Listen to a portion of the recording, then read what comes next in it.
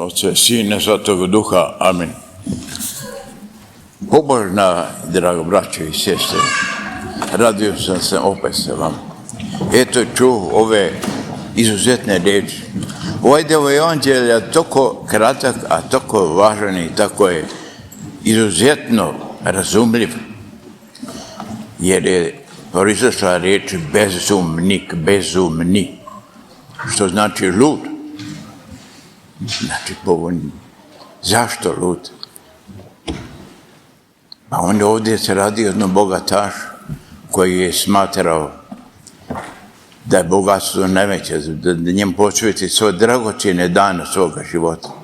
Umjesto da je ono što je imao u rezervi podijelio sirotinji, a ove nove stare ambare bio bi zaštovao blagoslov, ali nije.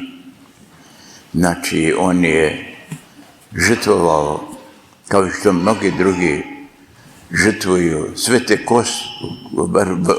skupe dane života svoga u sticanju bogatstva, u sticanju dobara, a ne u sticanju duhovnih dobara. Samo to da kaže, duša moja sad jede, kada duša jede i pije, duša treba drugu hranu. Bezumnika ima, i to se odnosi i na pojedince, i na vlade, i na države, i na sve. Nažalost, ponekada bezumnici vode politiku i politiku sveta. I Gospod Bog koji je dugotrpeljiv i mnogo milostiv, trpi do jednog momenta, svakog pojedinca koji tako radi, trpi ga, dok bude granica njegovu milosti. I tad pošalje anđele samoga smrti. Jednostavno, prekinim dotok venske krvi u mozgu, prestane rad srca, šlog, umr čovjek. Brzo. Toga se svak boji, a o tome se radi.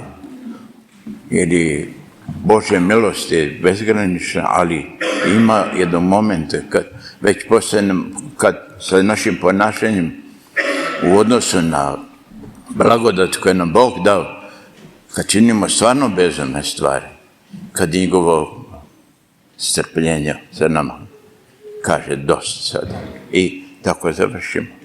A tako počinju i često puta kad vidite da nema, da se iskvarilo, da su bezumni ne samo i pojedinci, nego cijeli narodi nezahvalni. Pa onda pušta ratove.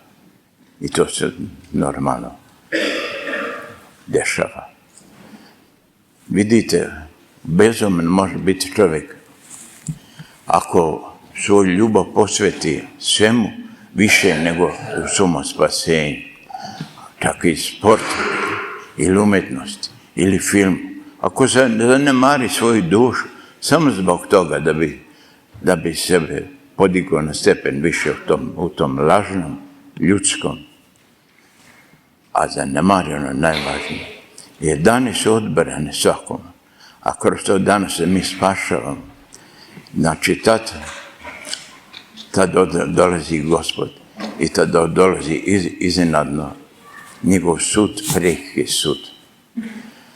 Inače, čak i kad dođe na sud, većina njih koja ne veruje, koji su ubeđeni da nema i da ne vrede nikako duhovno staranje, i kad umru, kažu tako komunisti, dođe đavo da im odnese dušu, on kaže, to nije po našoj, ne može da me vodiš, to nije po našoj direktivi, odbij. Tada su nemoćni, tada je svak nemoćan. Dušu treba čuvati, treba sve što se za nju, paziti, ne nauci, ulagati u nju. Nažalost, odbrane su dani, nikad ne znamo kad bi znali kad ćemo još bi nekako i mogli da se spremimo. Gospod mnogo milostivi čak i u neko vreme, kad vide da nema baš mnogo pomoći od nekih i zadnju im daje šansu. Pusti bolest, na čovjek. I kad se oboli čovjek, kad udari ga nemoć, ako vidi da nema one snage, nema više govornosti o njegu.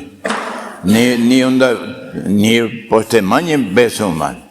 I onda vrati pažnju na sebe, neki se poprave, isprave grehove, pokaju se. Ali mnogi nemaju takvu šansu. Eto, pobožna braća i sestre duhovne. Mnogo mi je drago i radost da sam opet ovdje u ovoj kući.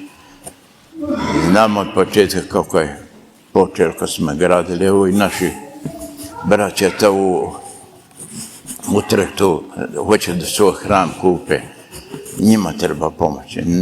Mi smo bili u takvoj jednoj situaciji da četvrta generacija naših ljudi koji su tad bili, naša crkva je bila još mnogo skuplja, 2 puta skoro skuplja.